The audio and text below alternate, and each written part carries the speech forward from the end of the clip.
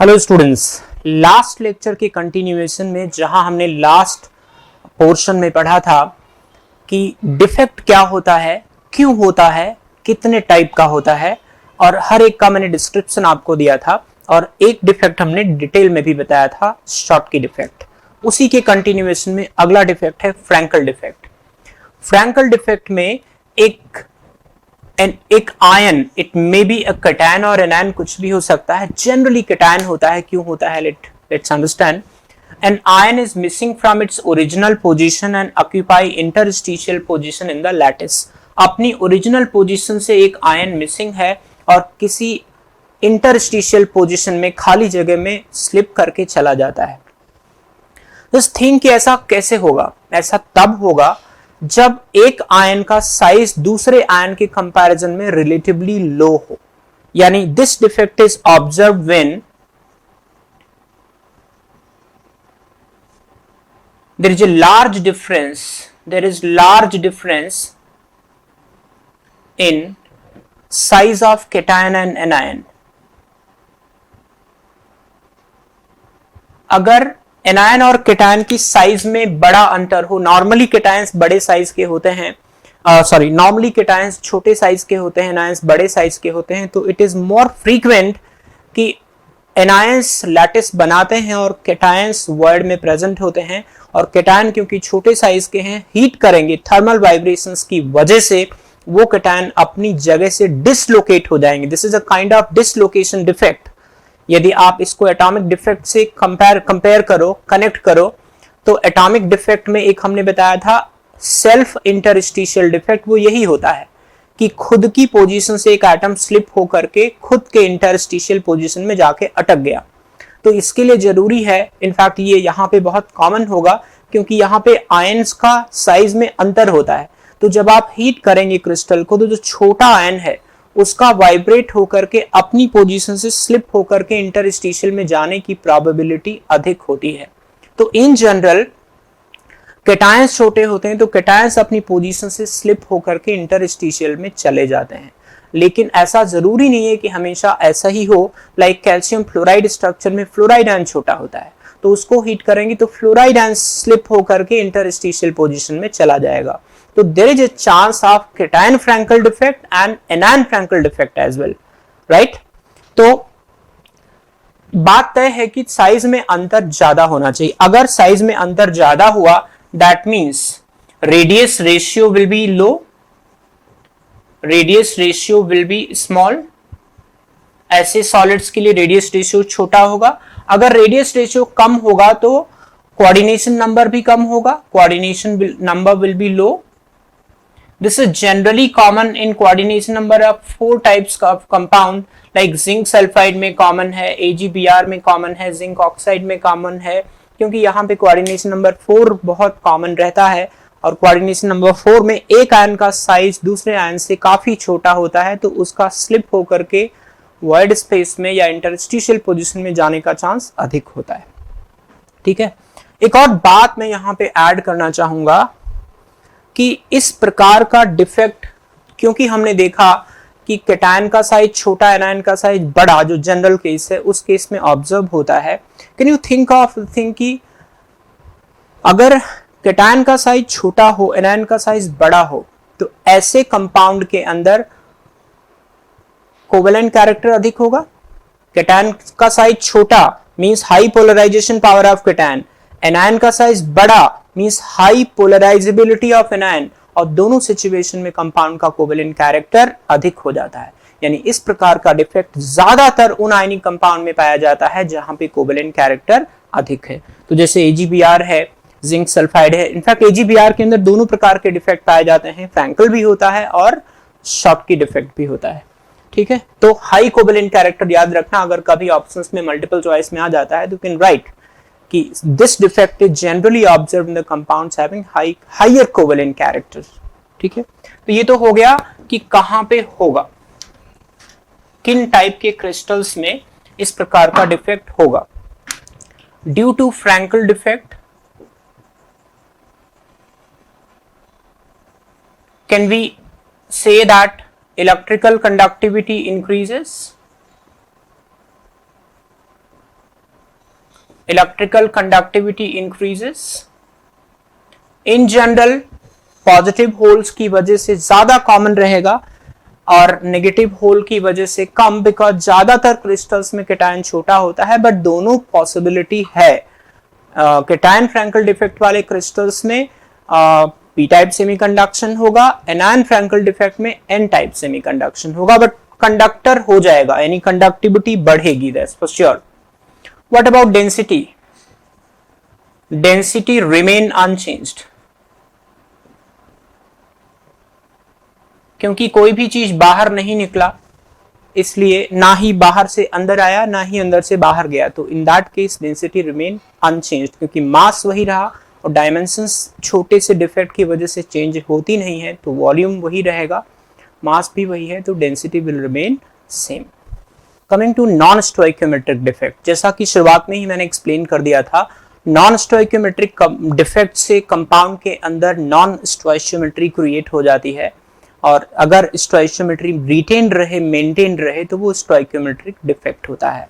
तो non stoichiometric defect भी दो तरह से हो सकता है, एक तो मेटल एक्सेस डिफेक्ट, जहां पे मेटल की क्वांटिटी, डेल्टा क्वांटिटी अधिक हो जाए, और दूसरा मेटल डेफिशिएंसी डिफेक्ट होता है। पहला मैं आपको बता रहा हूं metal excess defect. Metal excess defect का मतलब मेटल यानी कि कैटायन थोड़ा क्वांटिटी अधिक है as compare to expected quantity of anion. तो जैसे इसमें भी दो केसेस हैं, पहला when anions are missing from its original position, in fact anions are missing from lattice, दूसरा है, और एनायन अगर मिसिंग हो लैटिस से तो एनायन कम हो गए तो मेटल एक्सेस में आ गया। दूसरा possibility when an extra cation is occupying interstitial position. तो जरा ध्यान से समझिएगा, लाइक सोडियम क्लोराइड का जो क्रिस्टल है, यदि कभी सोडियम क्लोराइड का क्रिस्टल को सोडियम वेपर में हीट करें, तो बेसिकली होता क्या है कि कुछ क्लोराइड आयन सोडियम वेपर्स में जब हीट करते हैं तो कुछ क्लोराइड आयन इस सोडियम के साथ ऑक्सीडाइज होकर के निकल जाते हैं बाहर, यानी कुछ क्लोराइड आयन सोडियम वेपर्स के साथ ऑक्सीडाइज होकर निकल गए, और जो क्लोराइड आयन ऑक्सीडाइज हुआ उससे जो इलेक्ट्रॉन निकला वो उस क्लोराइड आयन की पोजीशन को एक्वायर कर लेता है, यानी to maintain the electrical neutrality that electron remain inside, लेकिन आयन तो निकल गया बाहर से ऑक्सीडाइज होकर के। तो वो जो पोजीशन जहां पे आयन, जहां पे इलेक्ट्रॉन ऑक्यूपाई कर लेता है उस पोजीशन पे, that position is commonly known as F centre. F stands for farb, German word, और फार्ब का मतलब कलर से है, क्योंकि इस तरह के डिफेक्ट में जब हम इसको गर्म करते हैं तो इसी इलेक्ट्रॉन के एक्साइटेशन, डी एक्साइटेशन की वजह से इस प्रकार के क्रिस्टल में कलर जनरेट हो जाता है, ठीक है, इसीलिए इसको एफ सेंटर के नाम से जानते हैं। अब जरा समझते हैं इसका और डिटेल, इसको जरा शॉटकी डिफेक्ट से कनेक्ट कीजिए, तो आप पाएंगे कि शॉटकी डिफेक्ट में कुछ कुछ ऐसा ही होता था। फर्क सिर्फ इतना है कि शॉटकी डिफेक्ट में दोनों टाइप के आयंस मिसिंग होते थे, जबकि यहां पे सिर्फ एनायन मिसिंग है।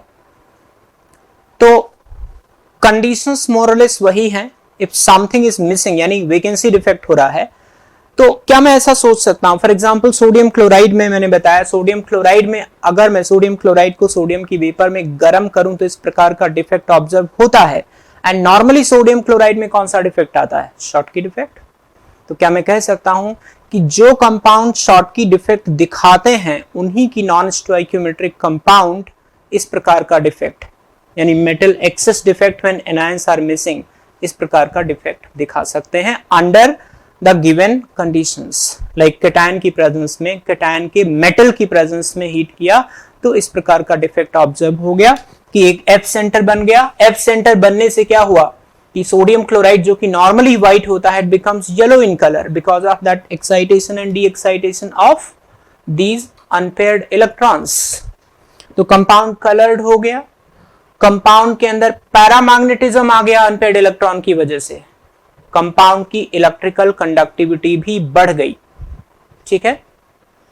तो मैंने यहां 4-5 इंपॉर्टेंट चीजें बताई, समराइज कर देता हूं इधर। पहला क्या था? This defect is observed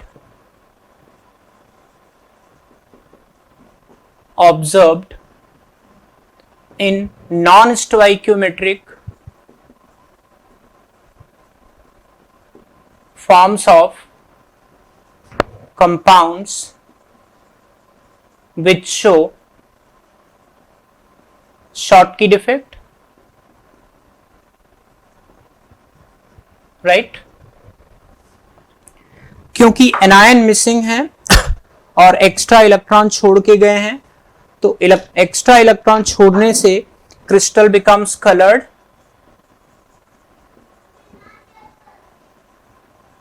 coloured, due to excitation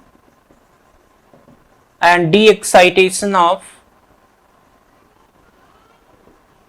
that unpaired electrons। और इसी के बारे में मैंने आपको बताया था कि सोडियम क्लोराइड की जो नॉन स्टोइक्योमेट्रिक फॉर्म है, non stoichiometric sodium chloride is going to be yellow in colour, normally ये व्हाइट होता है।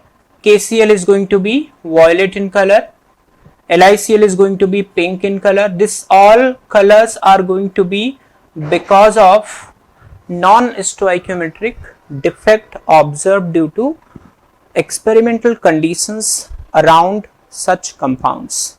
ठीक है। One more thing we can add, जैसे कि हमने non-stoichiometric defect में, Schottky defect में बताया था कि वहां पे इलेक्ट्रिकल कंडक्टिविटी बढ़ जाती है, यहां पे भी कह सकते हैं electrical conductivity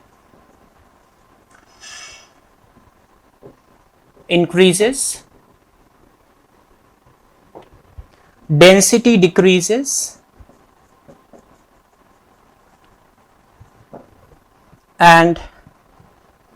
and what? Electrical conductivity increases, density decreases, paramagnetic character increases, paramagnetism is observed। ठीक है, तो क्विकली मैं इसकी सारी बातें दोबारा बता देता हूं। मेटल एक्सेस डिफेक्ट में जहां पे एनायंस मिसिंग होते हैं, एनायंस के मिसिंग होने की वजह से एफ सेंटर क्रिएट हो जाते हैं। F centre, F is taken from farb means coloured. ठीक है, तो क्योंकि something is missing, one ion is missing, this defect is quite similar to Schottky defect. यानी ऐसे कंपाउंड जिनकी स्टोइक्योमेट्रिक फॉर्म शॉटकी डिफेक्ट दिखाते हैं, उन्हीं की नॉन स्टोइक्योमेट्रिक फॉर्म में इस प्रकार का डिफेक्ट पाया जाता है। ठीक है, because of that F center vibrations, excitation, de-excitation, crystal becomes colored, जो normally white होता है। Due to presence of unpaired electron, crystal becomes paramagnetic. Due to presence of that electron, the crystal becomes conducting, normally in general N-type semiconductor, because of that unpaired electron, that conduction is going to be observed. Density drops because anion is going to be lost from the crystal. So these are all about this particular defect जहां पे anions missing थे। Coming to when extra cation occupy interstitial space, ऐसा भी possible है कि extra cation occupy कर ले interstitial position के लिए। जैसे जिंक ऑक्साइड के क्रिस्टल को यदि हम किसी ऑक्सीडाइजिंग एजेंट की प्रेजेंस में हीट करते हैं, तो क्या होता है, अपर लेयर के जो जिंक ऑक्साइड में से ऑक्साइड आयन होता है वो ऑक्सीडाइज हो जाता है। यदि ऑक्साइड आयन बाहर निकल गया, जिंक आयन जो बचा वो क्रिस्टल के अंदर वॉइड स्पेस में, इंटरस्टिशियल स्पेस में जाकर के फंस जाएगा, लाइक दिस। तो दिस एक्स्ट्रा कैटायन वही कैटायन है, जिंक आयन ही है, लेकिन इंटरस्टिशियल में चला गया। तो this cation is quite, this cation is occupying that interstitial position, and इस कैटायन के आने के साथ साथ एक इलेक्ट्रॉन भी इसमें इनकॉर्पोरेट होगा, क्योंकि एनायन के ऑक्सीडेशन से जो इलेक्ट्रॉन जनरेट हुआ है वो भी इसी क्रिस्टल में रहेगा, ताकि इलेक्ट्रिकली न्यूट्रल हो जाए ये पूरा क्रिस्टल। तो don't you think this crystal is quite similar to Frenkel defect?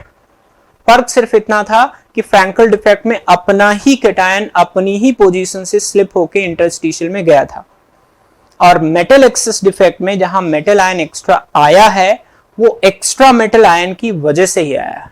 ठीक है, तो ऐसे कंपाउंड जिनकी स्टोइकियोमेट्रिक फॉर्म्स फ्रैंकल डिफेक्ट दिखाती हैं, लाइक जिंक ऑक्साइड, आप याद करो मैंने एग्जांपल में बताया है, जिंक ऑक्साइड फ्रैंकल डिफेक्ट दिखाता है, लेकिन इसकी नॉन स्टोइकियोमेट्रिक फॉर्म इस प्रकार का डिफेक्ट दिखाती है जहां पे मेटल एक्सेस में होता है। And because of this excess of metal and unpaired electron, excitation D excitation की वजह से गर्म करने पर यही crystal zinc oxide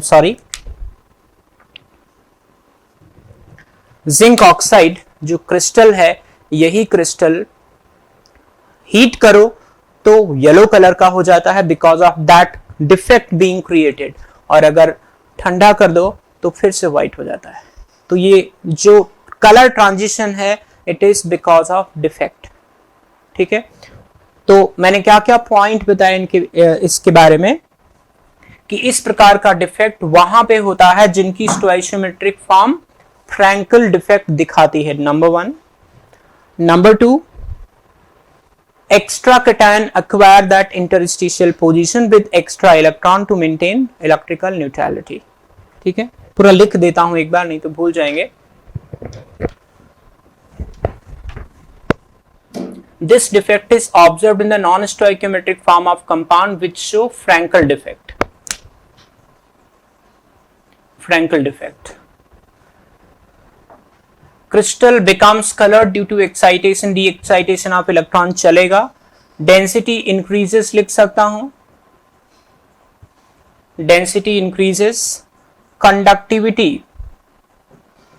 electrical conductivity increases because of movement of positive charge and unpaired electron, electrical conductivity, I'm sorry, yes, and density increases, fine, density increases and electrical conductivity also increases। Remember, Frankel defect के अंदर density बढ़ता नहीं था, लेकिन क्योंकि यहाँ पे dimensions unit cell की छोटी हो गई है और एक्स्ट्रा कैटायन आकर के लैटिस में पहुंच गया है, ये अंदर का कैटायन नहीं है, एक्स्ट्रा कैटायन है एक तरह से, without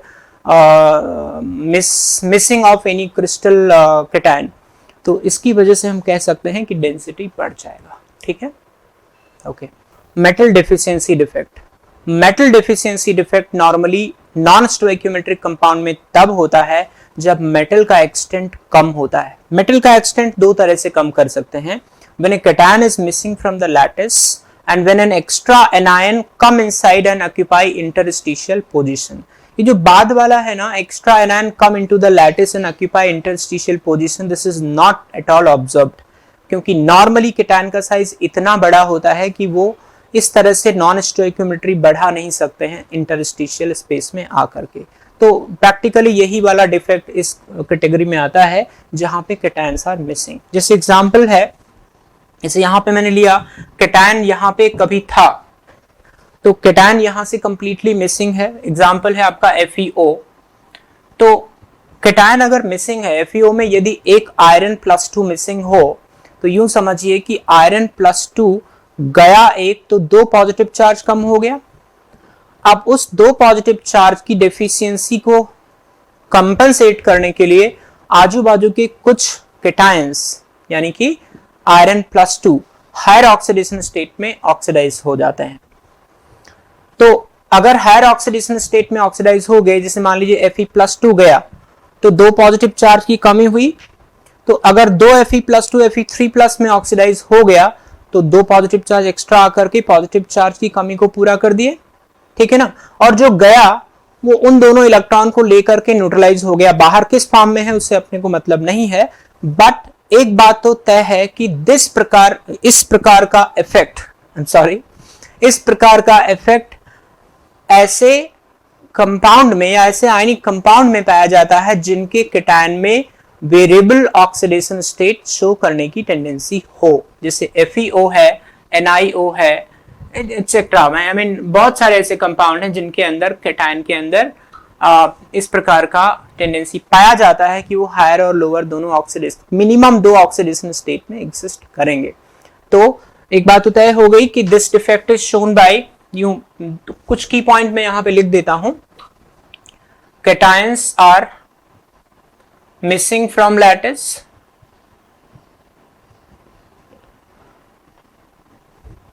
to compensate charge, few cations gets oxidized to higher oxidation state,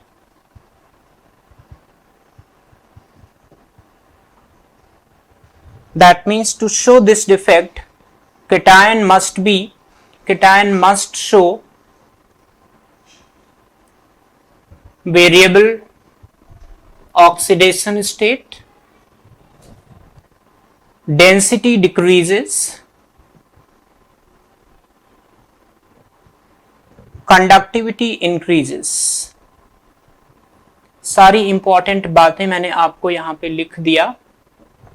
इस प्रकार का डिफेक्ट उन आयनिक कंपाउंड में पाया जाता है जिन आयनिक कंपाउंड के अंदर केटायन में वेरिएबल ऑक्सीडेशन स्टेट शो करने का टेंडेंसी रहता है, बिकॉज एक आयन के मिसिंग होने से सर्टेन पॉजिटिव चार्ज कम होगा, जिसको कंपनसेट करने के लिए कुछ केटायंस हायर ऑक्सीडेशन स्टेट में चले जाएंगे।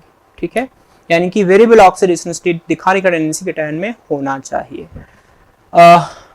केटायन मस्ट शो वेरिएबल बता दिया, डेंस क्योंकि something is missing, density has to go down. And electrical conductivity increases, क्योंकि यहाँ पे पॉजिटिव होल्स क्रिएट हो गए हैं, तो इलेक्ट्रिकल कंडक्टिविटी पॉजिटिव होल के मूवमेंट की वजह से बढ़ेगी। That is the reason such compounds act like P type semiconductors. Clear? So this is all about stoichiometric and non-stoichiometric defect। तो आइए कुछ क्वेश्चंस करते हैं। एक क्वेश्चन करते हैं, analysis shows that nickel oxide consists of nickel ions in 96% having D8 configuration and remaining 4% having D7, which of the following represent the formula of nickel oxide। D7 का निकल देखिए 28 होता है, इसका इलेक्ट्रॉनिक कॉन्फ़िगरेशन 3D8 4s2 होता है। तो अगर 3D8 की बात करें इसका मतलब निकल +2 हुआ, और 3D7 की बात करें इसका मतलब निकल +3 हुआ। ठीक है, 3D7 निकल +3 हुआ, 3D8 निकल +2 हुआ। क्लियर? क्वेश्चन में गिवन है कि 96% D7 वाला है और 4% 96% D8 वाला है और 4% D7 वाला है। कंसेप्ट क्या लगाने वाले हम लोग? कंसेप्ट ये लगाने वाले हैं कि net positive and negative charge बराबर हो। यदि मैं मान लूं कि कंपाउंड का फॉर्मूला NiAO है, let the formula of oxide is NiAO। इसका मतलब एनायन पे चार्ज O है तो केटायन पे भी चार्ज 2 होगा। अभी जो निकल के A एटम्स मैंने माने हैं, इसमें अगर मैं +3 एंड +2 को ऐसे मान लूं कि ये 0.96A है और ये 0.04A है, जैसा कि क्वेश्चन में गिवन है, तो अब मैं क्या लिखूंगा? Total cationic charge is equal to total anionic charge. Total cationic charge हो जाएगा 0.04A into 3 plus 0.96A into 2 must be equal to 2। Anionic charge oxide पे चार्ज 2 ही तो है, तो यहां से A का वैल्यू 0.98 आ जाता है। इसका मतलब आपका फार्मूला हो गया Na 0.98O। So non stoichiometric compound, निकल का जो कंटेंट है वो 1 से कम है, बिकॉज यूजुअल फार्मूला NiO होता है, बट क्योंकि कुछ निकल +2 +3 में ऑक्सीडाइज हो गए हैं, इसलिए कंटेंट थोड़ा कम हो गया है और चार्ज बैलेंस हो गया है। ठीक है, let's try one more question. इसमें if NaCl is doped with 10⁻³ mole% of SrCl2, calculate the concentration of cation and calculate the concentration of cation vacancy per mole। यहाँ पे एक टर्म मैंने जानबूझ के इंट्रोड्यूस किया है, डोपिंग। मैंने आपको बताया नहीं अब तक। जब भी हम लोग सब्स्टिट्यूशनल इंप्योरिटी डिफेक्ट की बात करते हैं, जो मैंने बीच में शुरुआत में किया था इनफैक्ट, तो a cation is substituted by other cation। Substitutional impurity defect में यही किया जाता है कि एक क्रिस्टल के अंदर एक आयन को उसी टाइप के दूसरे आयन से रिप्लेस कर देते हैं। This is called doping. Purposefully कभी कभी किया जाता है to change the properties of that given crystal. तो लेट्स ट्राई अनदर प्रॉब्लम। ये प्रॉब्लम बड़ी यूनिक है, इसके थ्रू मैं आपको डोपिंग समझाना चाहता हूं। क्वेश्चन में बोला है कि if NaCl is doped with 10⁻³ mole% of SrCl2, calculate the concentration of cation vacancy पर मोल। मतलब क्या होता है डोपिंग का? डोपिंग एक ऐसा मेथड होता है जिसमें हम क्रिस्टल बनाने वाले आयन को बाहर निकालते हैं और उसकी जगह पे एक्सटर्नल आयन लाके बिठा देते हैं। तो sodium ion is replaced by strontium ion. Charge को बराबर रखते हुए मुझे एक स्ट्रोंशियम लाने के लिए 2 सोडियम को बाहर निकालना पड़ेगा। ठीक है, 2 सोडियम बाहर गया, एक स्ट्रोंशियम अंदर आया, लेकिन स्ट्रोंशियम एक ही जगह को तो घेर पाएगा, एक ही जगह पे तो ऑक्यूपाइड होगा, यानी एक जगह खाली रह जाएगी। यानी जितने स्ट्रोंशियम आए उतने सोडियम की वैकेंसी खाली रह गई, क्योंकि एक आने से गया 2 गया तो 2 खाली जगह क्रिएट हुई। एक खाली जगह की जगह स्ट्रोंशियम आ गया तो एक खाली रह गई। तो क्या मैं लिख सकता हूं कि number of strontium ion doped is equal to number of vacancies available. तो क्योंकि मोल परसेंट में दिया है, पर मोल की बात कर रहे हैं, तो हमने एवोगैड्रो नंबर ऑफ पार्टिकल्स ले लिए।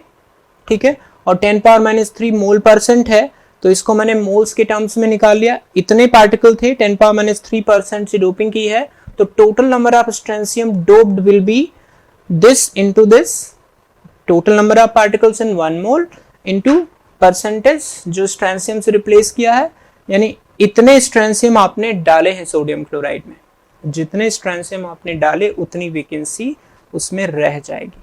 तो this is going to be 6.023 10⁻18।